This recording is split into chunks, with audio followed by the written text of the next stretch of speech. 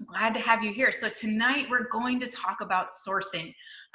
This is such an important thing to learn because so many people that I have talked to, I've been on so many client calls where people they have not sourced their products profitably. So they're not sure how to find a good supplier. They're not sure how to make an order. They're not sure how to talk to suppliers, how to negotiate. They're not sure what kind of prices they should be paying. They're not really sure if the supplier is giving them a good price. I'm sure you guys can kind of can empathize with that because all of us have been through it, myself included. We've all been through this. I don't know if I'm doing the right thing. I don't know if I'm getting the best price. I don't know if I don't even know how to negotiate, all of that. So that's what I'm here to share with you tonight. I'm here to share all about sourcing and how to source profitably and some best practices for sourcing. So excited to have you all here, and let's get started. We're talking tonight about sourcing winning products, finding the best suppliers for products at profitable prices. So this is one of the core fundamentals that I teach in my Concept to Launch course. And so it's really important that I talk to you guys about it. And I know that this is something that a lot of people struggle with. So I'm excited to talk to you about it tonight as part of our free mini series. So our agenda, what are we going to talk about? First of all, I want to remind you guys that I have this Concept to Launch course. You can read more about that at amazingathome.com underneath the courses menu. And then I also have a China trip. Of course, we're not going to China I have a China sourcing trip called Amazing in China. We're not going to China in April. It's a little early right now for what's going on in China.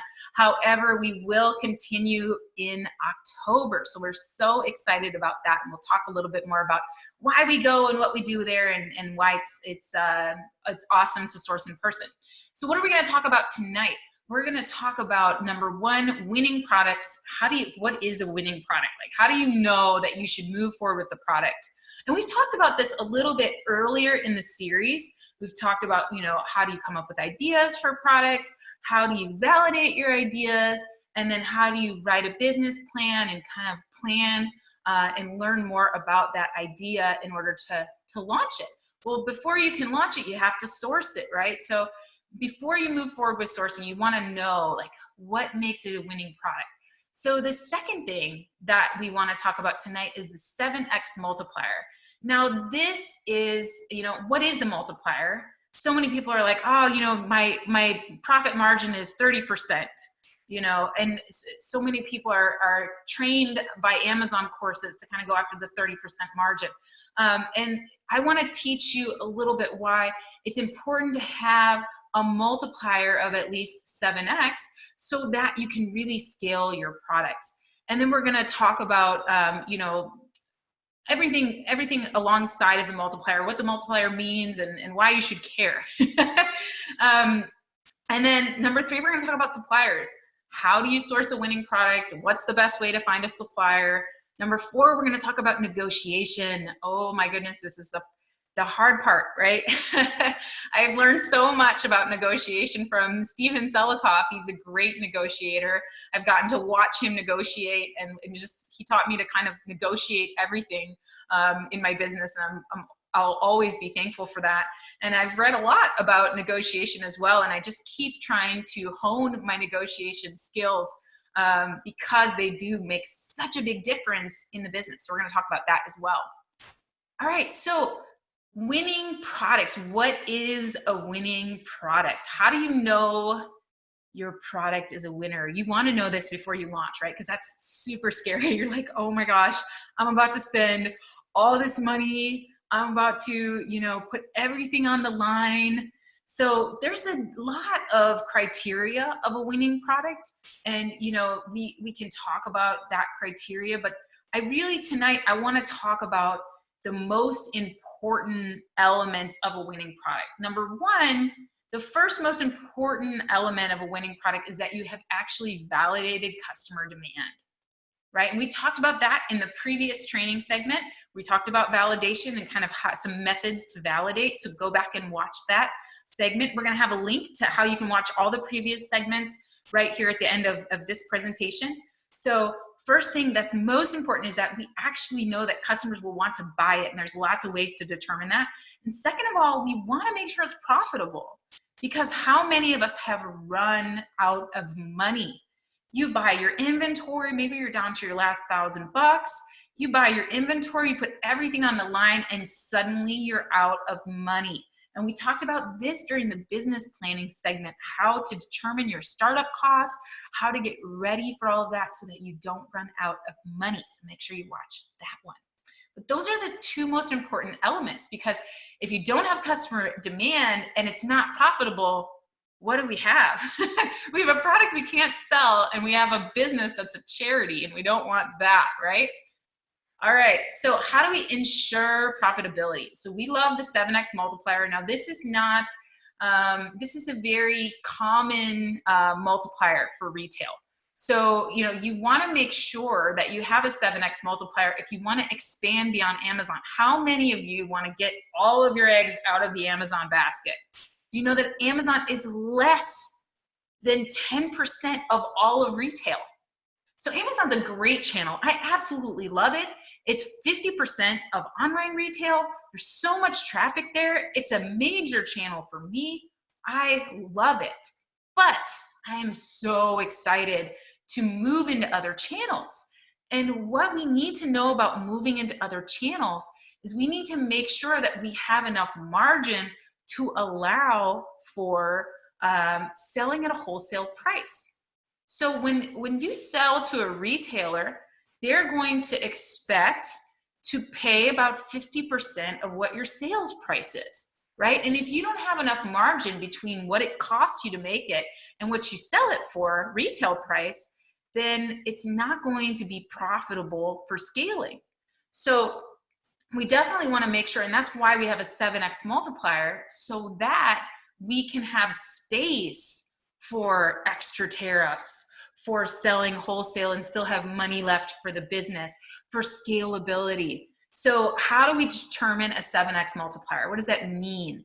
That means if our raw cost meaning, okay, this product is ready to go, it's in the packaging, it's good to go, it hasn't been shipped yet, it's at the manufacturer, in the packaging, it's got the barcode, it's got everything on it, it's ready to go, and it hasn't left yet, right?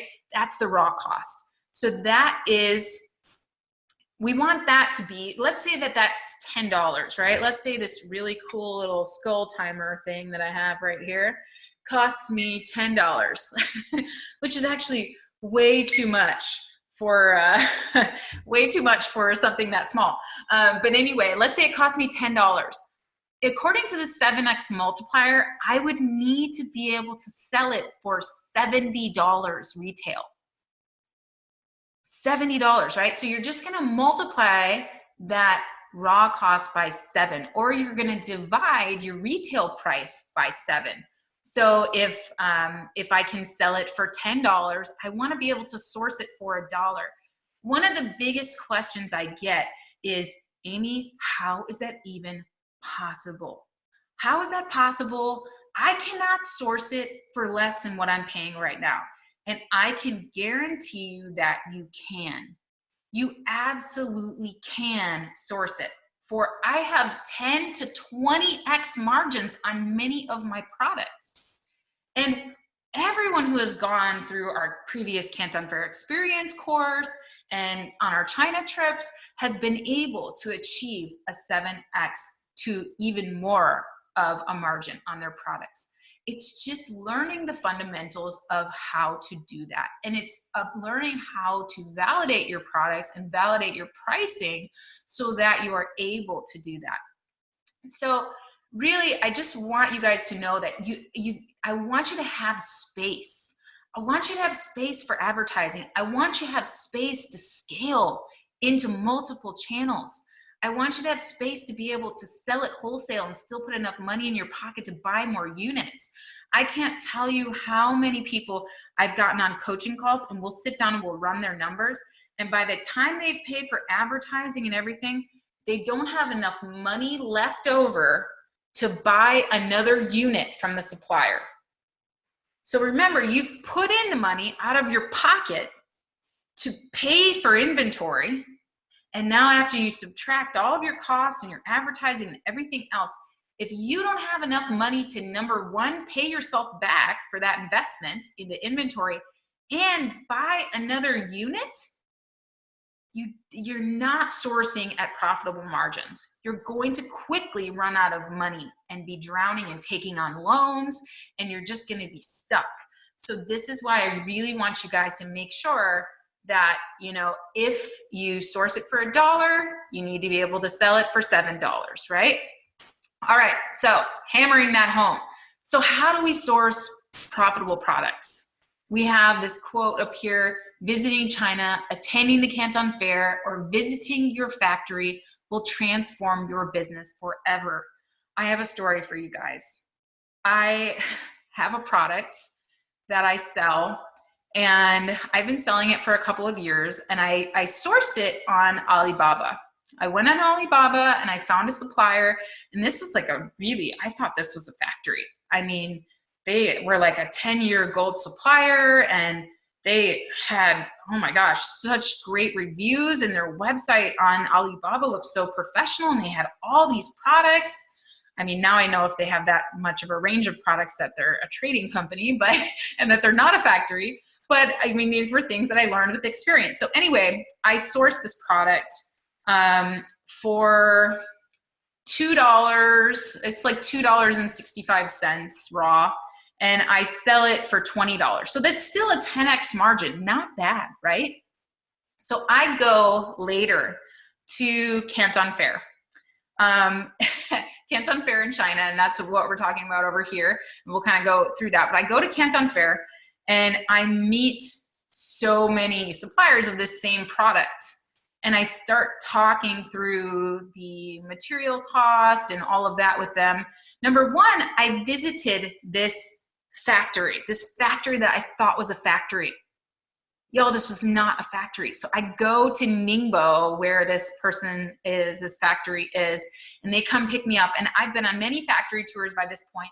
So I'm expecting to like see my products being made. I'm expecting to get the full factory tour.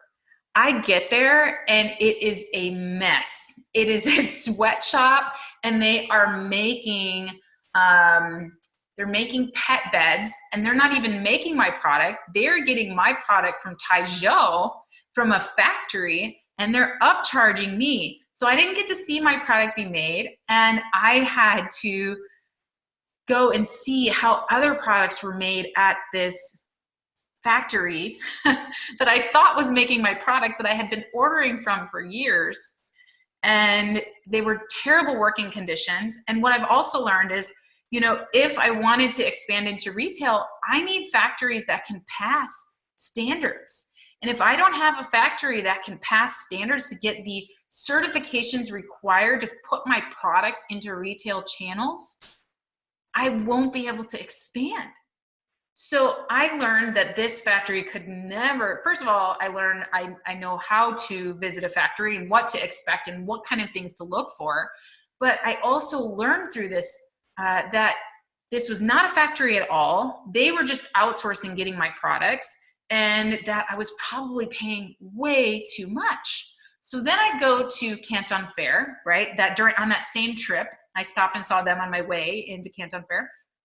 And I go to Canton Fair and I start looking for other suppliers, now that I know that this is not a supplier that I can move forward with in my business.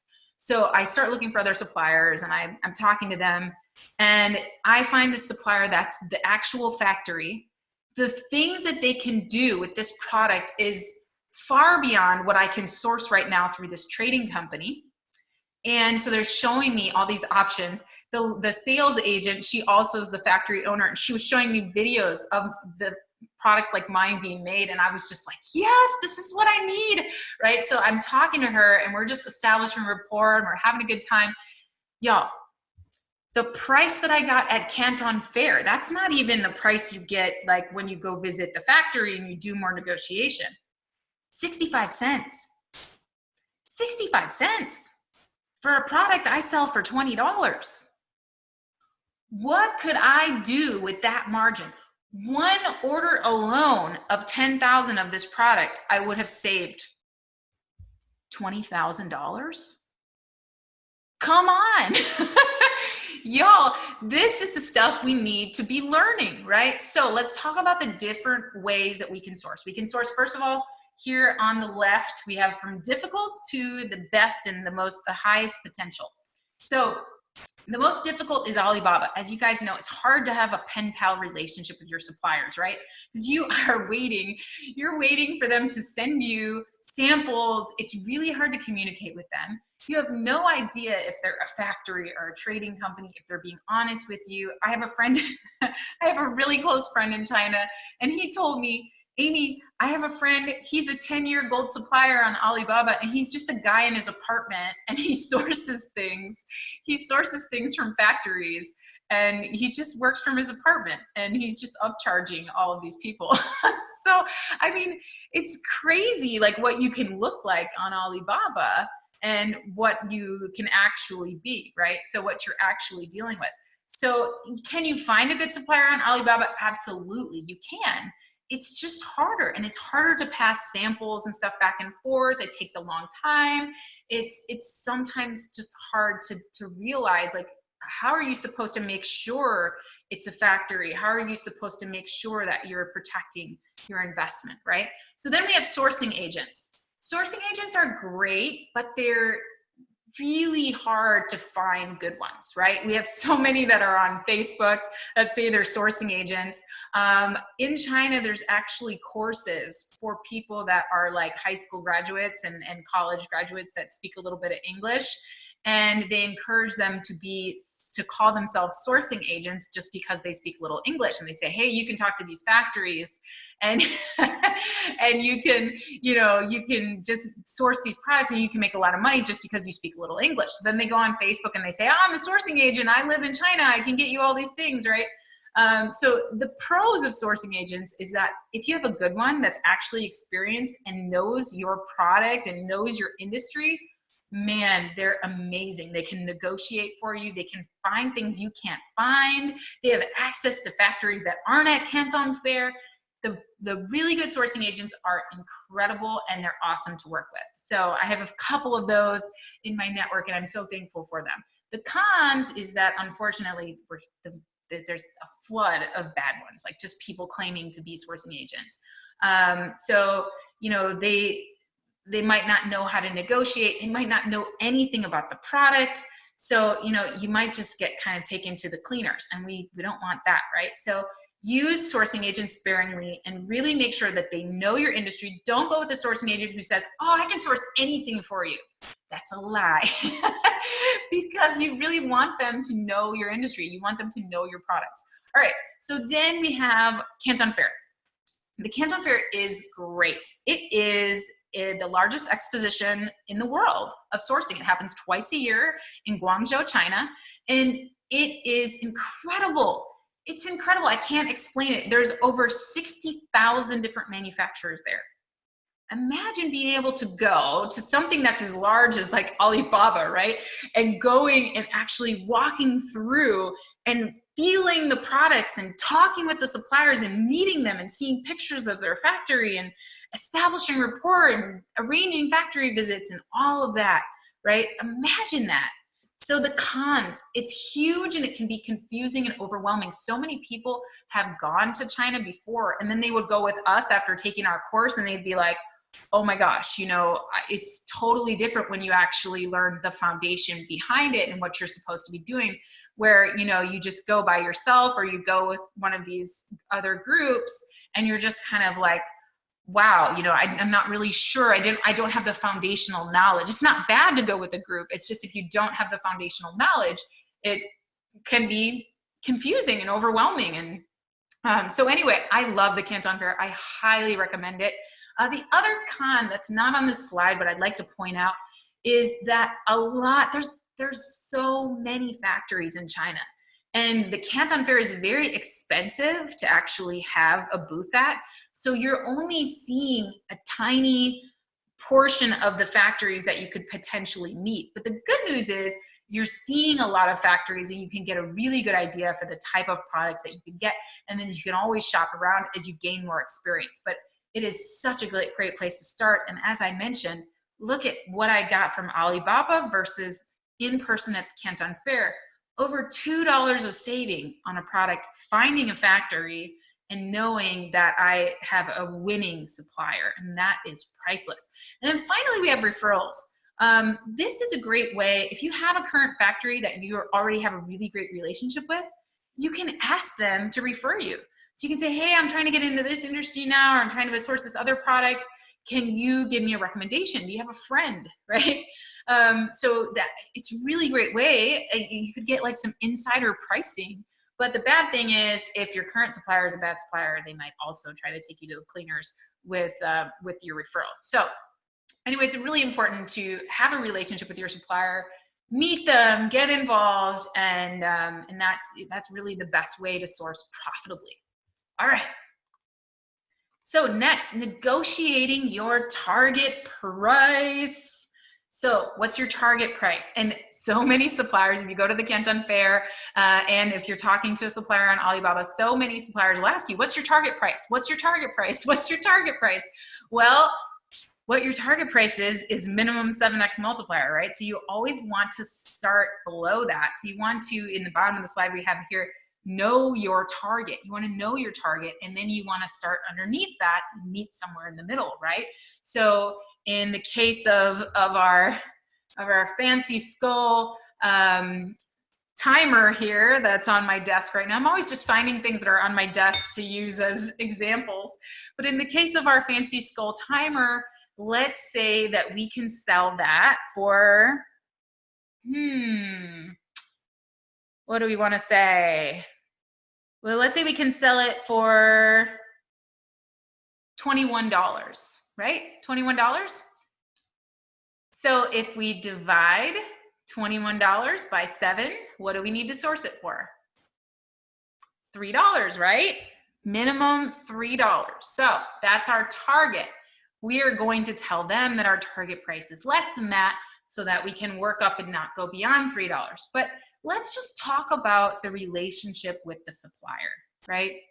What does the supplier want out of the relationship? Here on the left, we say the supplier wants to make money, right? They've got a factory to run too. They're going off of volume. That's what they're trying to do. They're trying to make a lot of products for you, and they want a long-term revenue source. A long-term revenue source, meaning they want you to keep reordering from them so that they can keep making that money. They're going for volume. So that's what they want from you. They want to know that you're serious about your business and that you are, going to be a good partner for them so that they can make money and have a long-term revenue source. What do you want? You want to meet your target price or below, and you want the supplier to be trusted, your trusted partner. That way everybody wins, right? You want the supplier to work with you, meet your timelines. I mean, I can't imagine when I get into these additional retail channels, if I don't have a supplier that can work with me, I'm going to be in trouble. So I'm really happy that I've met all of my suppliers in person and that I have seen the factories where my products are made and that I have been able to negotiate my target price. So the goal of negotiating is to build a relationship and not win a battle. So if you think of it like from an American perspective, in America, what we do is we sit down at a table and we get straight to the point. It's like, let's go. What can you do for me? What can I do for you? Let's make a deal. Let's move, right? It's very like high salesy tactics. It's not like that in China. They want to build a relationship. Their culture is different. So if you go visit a supplier in China, they are going to spend the day with you. They are going to every factory visit I've gone to, like the whole first couple of hours is usually just talking about business, talking about each other, business, building that initial relationship. And then we'll go on a factory tour. Then we go to a big fancy lunch. We build the relationship some more. Maybe we do the factory tour after lunch, and then we get in a room and we actually talk about, okay, what are we going to do together? We spent a whole day together before that. You'd never do that in America, right? Like in America, we're just like, let's sit down, let's get it done. So you have to understand there's a different type of relationship. And every time that I've gotten into tense situations, and I have to give credit to Stephen for teaching me this, but every time that I got into these tense situations of negotiation, every time I thought about it as a relationship, as a win-win situation, every time I've gone back to that supplier and been like, you know what, you need to be happy, and I need to be happy, and the customer needs to be happy. How can we work together to figure it out? Every time it has solved the problem. It has really worked for them to meet my target price. And many times they have gone above and beyond to do that. When they know that you are trying to help both of you win and also help the customer win so that they can get that long-term revenue source and that long-term relationship with you, they're happy to work with you. But if you address it like, let's sit down and let's do this deal right now, it's just not going to have the same results. So how can you do this? Number one, the first lesson is that kings negotiate with kings. It's very important to understand in Asian culture that I'll never forget when I was in the military, I was in Korea, and I was working in the air control center, and I remember we had a pretty big situation happen, and I was lower ranking, and I could not get, it was a situation where we had to have a decision made, and it was a life or death situation. It was a very serious situation. And the leader in my area at the time was not there. He had gotten up and walked out and gone to the bathroom or something. And I needed a decision right then and there from their leader on the Korean side. And their leader would not talk to me. I was not a king negotiating with another king. He wouldn't even look at me. And I said, hey, I need a decision from you. And he would not look at me. It is not, it's different in the American military, if it's a life or death situation, we're going to make it happen. But in Asia, it's not the same. Like, you're not going to be treated on equal levels. So if you go into a situation and talking to a supplier and you say, oh, I need to talk to my boss about that, they are not going to take you seriously or negotiate with you because you are not the king in the situation. So whenever you hear the advice of, oh, tell them that you need to talk to your boss, or tell them that you're not actually the boss, you're the sales agent or whatever, that's not your best bet. You want to go in there and say, I am the owner of this business, and I need to talk to the owner of your factory. And let's sit down and let's discuss business. Because in Asian culture, kings negotiate with kings. Always talk to the boss, talk to the person who can make the decision. Same thing on their side. They're going to want to talk to the person who can make the decision on your side. So the second thing, know your target. So you don't want to walk into a situation blind and just asking, like, what's the price? I see so many people make this mistake. They just walk around Canton Fair and they walk into the booth and they pick up a product and they go, yeah, how much is this? That's not how we do business, you guys. This is not a shopping mall, So immediately that supplier is not taking them seriously. I've seen, I'm sitting at the table talking to the boss, they give me a price because I'm asking the right questions, because I'm having the right conversation, because I'm establishing a rapport. They give me a price, and then somebody like that walks into their booth and goes, excuse me, how much is this? They give them a price 10 times higher.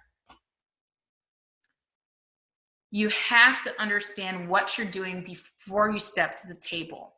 So I really want you guys to know your numbers, know your target prices, all of that. And then finally, yes may not mean yes. So sometimes if somebody says yes, they don't, that could mean okay, or they're acknowledging you, but sometimes the language barriers will screw things up. So make sure that you get things in writing. Always confirm all of your agreements. All right, so that's it, you guys. We have covered it. Um, if you missed one of these classes, you can definitely visit us at amazingathome.com/courses/C2L-free. And we have all of the courses except for this one because I haven't added it yet. It will be up tomorrow, but you'll see, how to find products to sell online, all the courses in this series, business planning for private label, validating your product ideas, and how to source products profitably. So make sure you visit that link if you would like to see all the previous courses. And I hope that this has taught you how to source great products at profitable margins. And what's next? So you can join us for the concept launch course in our mastermind group. So we are launching a mastermind, you guys. You are gonna, if you go to amazingathome.com/C2L course, this link down here, you're going to see a expensive price tag on my course. It's worth a lot of money. It's awesome. However, we are doing a really cool thing where we are actually launching the course in a mastermind group. So you can access the content for a monthly mastermind fee instead of having to buy the whole big course, and you can get what you need when you need it. And you can get accountability and all of that other great stuff like connecting with other entrepreneurs, communicating, all of that. So I'm on a mission. I'm on a mission to help as many entrepreneurs as possible. I'm on a mission to help as many of you learn how to do this in the best way possible. Build profitable businesses and profitable brands.